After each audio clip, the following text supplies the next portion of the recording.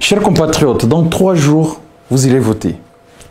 Le développement commence toujours par les fondations. Ce que vous voyez aujourd'hui à Libreville, dans nos provinces, sur nos routes, dans nos hôpitaux ou nos administrations est le résultat d'années de laxisme et de choix budgétaires mal orientés.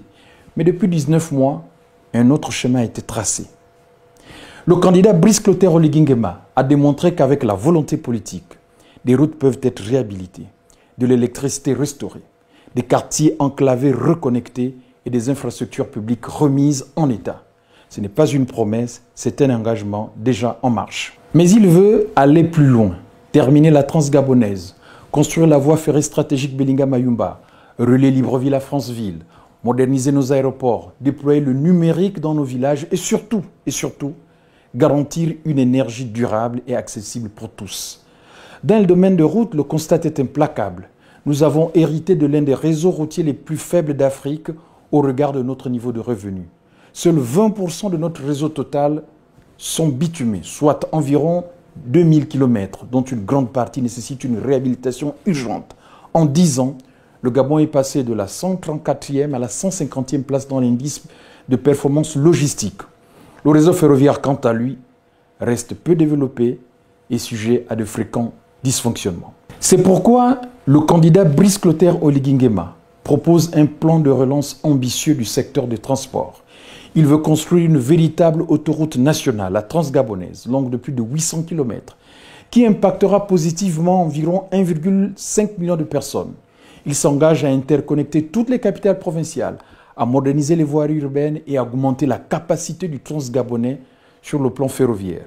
Objectif, transporter jusqu'à 30 millions de tonnes de marchandises par an, désenclaver les territoires, faciliter les échanges et améliorer la mobilité des Gabonais. Dans le secteur énergétique, sa vision est tout aussi ambitieuse.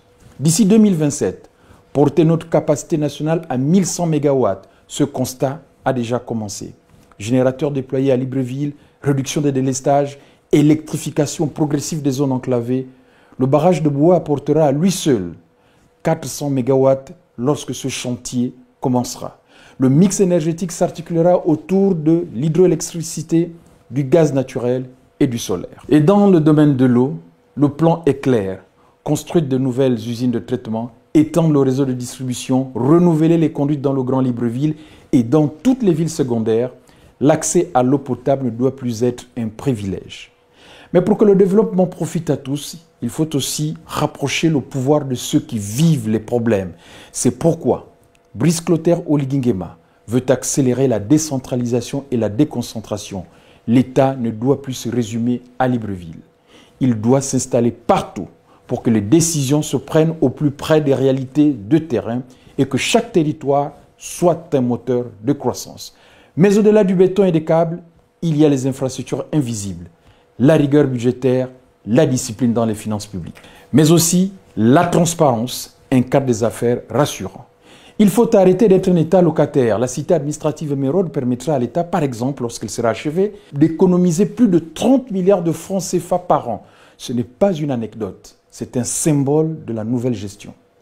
Le désendettement est en cours. 2402 milliards de francs CFA de dettes déjà remboursées.